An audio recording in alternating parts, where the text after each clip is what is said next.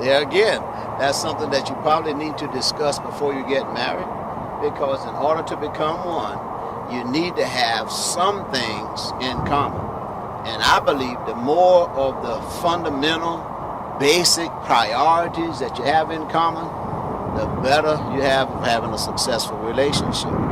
You know, I think it's worth talking about, worth discussing, and then coming to a happy median so that you can walk together and agree. That's what I believe. Well, I go by what the word says. The word says, spare the rod, spoil the child. Some children you don't have to spank or whip or whatever you want to call it as much. Other children, if you don't, you got a problem on your hand. And another thing I've learned, that you follow your track record. Our children have his DNA, my DNA. So I know how bad I was as a little girl, and you know how bad he was as a little boy. So if that DNA entails me having to spank them, then that's what it's going to have to be. And I'll go another further. Another thing that goes is trust. I've got to trust, even I may not agree with it, but I trust his decision, and I trust his reasoning. So because I trust his reasoning, I may not agree with it, but I'm going to follow him because I trust him and I trust his reasoning. And over the years, I think the trust has to evolve too, because if she trusted me to make some basic decisions, and if each time I make a decision, it comes up a dud, that trust is going to be hard to build. But over the years, as I continued to, we would share and we would make a decision, she would stand by it, the decisions comes out right, and even if they came out wrong, we had already discussed that we'll talk about this, but however it comes out, we're not going to blame each other because we too made a decision together. And as the woman see that the man is making sound decisions and making sound judgment, it builds her trust in him. It builds that relationship, and vice versa. If every time I ask her to do something, it came up and it's a flaw, you know, I'm going to wonder, well, can I really trust her to do this? But in most every case, when I would go and I would say, darling, if you would do this, this, and this, try to make sure the kids are doing this, you know, she would do that. And I had no doubt in my mind when I'm out on the middle of the water whether I should trust her to rear our children. She did a wonderful job at that. Finances are a killer. But you know for a fact, being in the military, now you don't make a lot of money in the military. So therefore, if you haven't learned how to budget, then you need to learn how to budget. And then you talk about it. We agreed on it. I mean, there's some things you just can't do. I can't do everything that the neighbors are doing. I can't do that because I know what my finances are going to do. And so therefore, when it comes to finances, we talked about it. One thing we do, we talked about it. So we have communication, we have trust, and then we have prayer. That's the next one. People may laugh about this. We've always been tithe payers. We've always supported our church. We've always supported things that benefit the community or whatever. And as a result of that, when we had a need and we didn't see our way, then we'd ask God about it. We'd pray about it. And he always had an answer for it. And I think that was so important because finances breaks up a lot of marriages. And a lot of times it's not so much people really need all of the stuff. Sometimes we just want it because our friend has it. The neighbor bought a new car, so I want a new car. Oh, they bought another house, so I don't like my house now all of a sudden.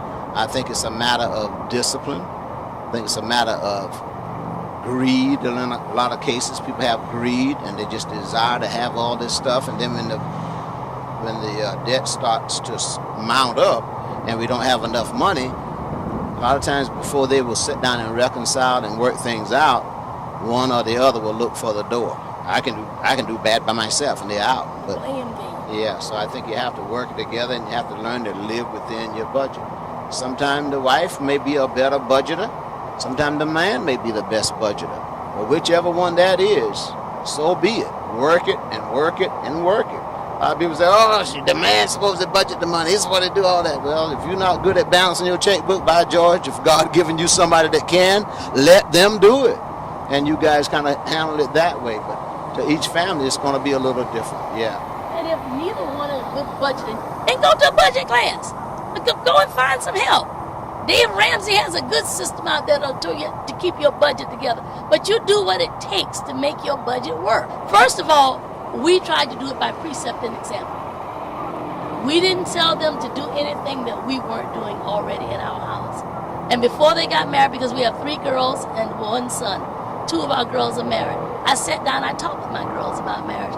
I talked to them about building a home, building a family. I talked with them about sex. And all of this to prepare them for it, so it won't be a cultural shock for them. Or they'll say, well, mom and them didn't say it, mom and them didn't do it. And then when they got married, we advised them until now when you go into your house with your husband, we're not going to run your house. That's your house. So whatever your decisions are, whether we like it or dislike it, that's on you. And I think it's important with fathers and with their daughters. I believe if you set a pattern of a wholesome relationship, Katie, on a daily basis, your children's going to adopt a lot of those lifestyles. They're going to adopt a lot of that kind of sharing and giving and loving. They're going to see it demonstrated. And our girls, I basically sat down with them even before they got married as well. And my thing was, you make sure you train your husband the way you want him to be. I strongly believe that. I said, yeah. I said, train him the way you want him to be. If you want your husband to open the door for you, or you want him to put gas in your car, if he's not doing it, you need to let him know, dear, I would prefer you to take my car and gas it up for me. I would prefer you to do that. Don't just let him do things willy-nilly and you don't say anything. You act like you're okay with it. And then all of a sudden, 3 years in, now you're tired and frustrated, pulling your hair out because he's doing all the things opposite of what you like. You allowed him to get that way. And I told him, I said, don't ever tell him to stay home if he said he don't feel good. Don't ever tell a man, oh, baby, if you don't feel good, why don't you just stay home today? Don't tell him that. Tell him, well, baby, I'm going to pray with you and just go on to work. Because if you let her stay home too much and get comfortable, after a while, you're going to have to steal the remote. You're going to have to hide it from us because we're going to become a couch potato. And now you've just created something that you don't want. So you have to train us the way you want us to be. And if we are really in love with you, we'll meet your expectation. You need to train him so he can do that. Don't just let him do all kind of other stuff and not do what you want, because it's going to cause frustration. And when you become frustrated, after a while you start becoming disappointed because it's not happening the way you had planned it to be. And once you start becoming disappointed, the next thing you know, you're wondering, should I have married this person? You don't want it to get that far. So you have to train each other the way you want them to be. My wife mentioned earlier about the cooking and whatnot. And my siblings grew up. My mom was a good cook. My siblings, my girls, my sisters were very good cooks. And I didn't even ask my wife. I may have asked her, can she cook, just jokingly. But the bottom line is, after we got married and she was cooking, she made me some grits one time and several times, and I didn't like the grits because they were too runny. They were watery. And I didn't say anything for the first couple of times. I'm like, well, maybe she'll get it because I would leave some of them on the plate. But one day she finally asked me, she says, why didn't you eat all your grits? You love grits. I'm like, well, yeah, I do love grits, but they're not firm enough. They're too runny. She said, well, I watch you eat them at your grandma's house or my aunt or somebody. And I said, yeah, I did that because that was not my house. I was trying to give them the courtesy. But I said, I really like my grits a little more firmer. And from that point on, she began to make them like I liked them. And that's been a real good deal. And now she's an excellent cook. Again, if you practice building a trend of trust, commitment to each other, and living a life unselfishly, even when the storm comes or the rain comes, all you do is buckle down and do that a little bit more. But if you haven't been practicing it, it can become so difficult. It becomes such an insurmountable feat until you feel like it's not worth fighting for.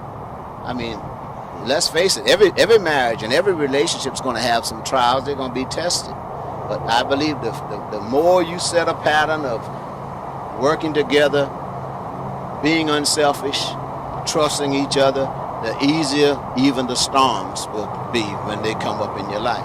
I really believe that.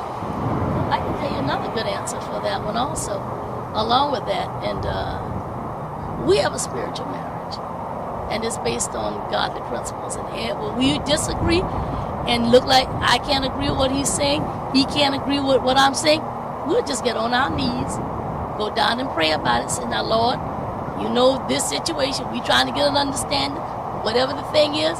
After we prayed about it, we get up. If it's bedtime, we go to bed. If it's not bedtime, we go on and do what we got to do and wait for God to give us an answer. And he will touch either my heart or his heart to see which way it should go. He'll say, you know what, I've been thinking about it, and I think your way is a little bit better. Maybe we should try this. Yeah, or either I'll change it and say, that does make a little more sense than what I said. All right, so let's go that way. Keep on honeymooning. Pastor Hicks, I want to thank you for being a guest on our program today. First Lady Hicks. Thank you so much for having us. And we talking about being married 40 years, going up and down. I think also, Katie, sometime, even though a person may have had a few trips up in their relationship or may have gotten divorced a couple times, I believe they learn some things also.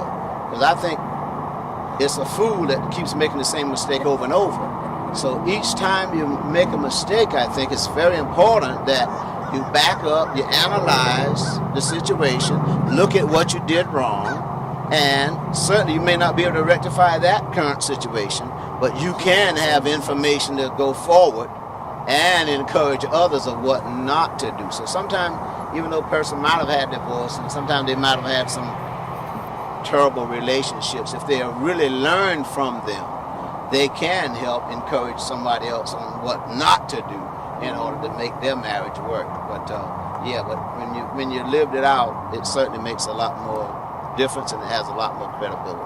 And it's such a pleasure just seeing you guys go the distance because, like I said, we knew you guys ever since 1990, 91, and we have stayed in touch for the most part. We're not talking every day, but we kind of keep in touch on Facebook, and every now and then we get a call in, but we've watched you guys, and I'm so godly proud of you and Cassandra and the life that you guys have built, how you walk with God, and how you built the family dynamic in such a way that, listen, others will look at you and say, wow, if they can do it, we can do it too. And I'm so proud of that. I want y'all to realize this pastor here came to my house one night and changed my life. Took me upstairs and talked to me. But you remember that. I remember. Amen. Amen. I was going in the wrong direction. And I could have lost everything. But that night, I made a commitment and I changed my life around. And all of us, KD, at some point in our life, need somebody in our life that can speak into our life that we trust and we believe in so we can move forward too. Every one of us, even my wife and I, we still have some people in our life that we confide in. If we got something that we're not so sure about, we'll call and we'll share. We'll go out to lunch or go out to breakfast and share with some of our friends that love God and worship God and love people and serve people, and we'll share with them and get some feedback, because sometimes our vision can become a little skewed. Yes, it can.